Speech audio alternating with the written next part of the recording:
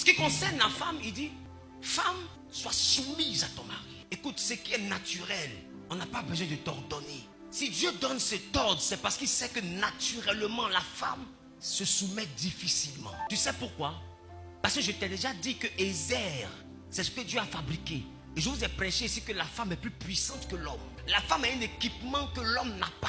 La femme a une dimension que l'homme n'a pas. La femme voit des choses que l'homme ne voit pas. C'est-à-dire quand elle voit lundi, là, lui c'est vendredi, il comprend. La femme a une dimension plus smart.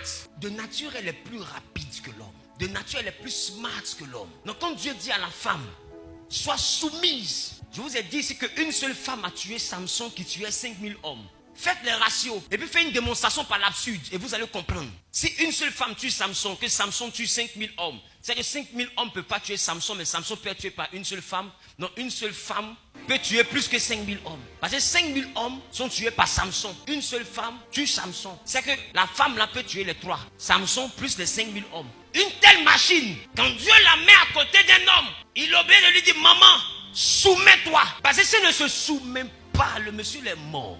Et un homme qui présente son autorité par ses muscles est une erreur. Je disais au programme des femmes que la femme est rigide comme le fer, mais l'amour brûle comme le feu.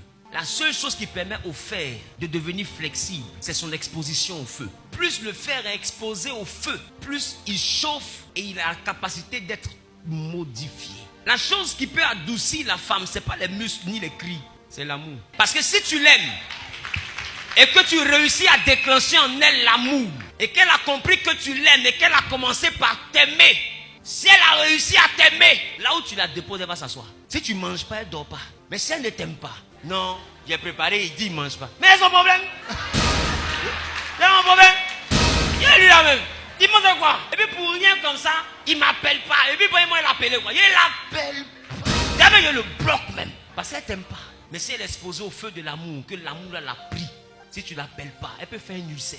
Parce que ta voix devient source de son équilibre. Donc, pour ne pas te perdre, elle est obligée de se plier à ce que tu veux. C'est ça la soumission. Donc, pour ne pas te perdre, quand tu dis, elle dit, oui, j'ai compris. Elle n'a pas compris. Mais c'est pour ne pas te perdre. Sinon, en réalité, elle n'a rien compris. Il y a caillou dans ses oreilles. Mais, si je fais comme s'il y a caillou, le monsieur là va partir. S'il s'en va, son départ égale Goumet. Ma chérie, je suis prête à tout actuellement en juin 2024, sauf à Goumet. C'est mieux. C'est qui dit là? On va faire. Et c'est comme ça seule qu'elle peut se soumettre. Donc la soumission n'est pas la capacité à crier pour que sa femme obéisse. C'est la capacité à l'aimer pour qu'elle s'abaisse. Voilà pourquoi Dieu a dit à l'homme, Marie, aimez vos femmes. Parce que la seule chose qui va l'envoyer à pouvoir se soumettre, c'est l'amour de l'homme. Yes.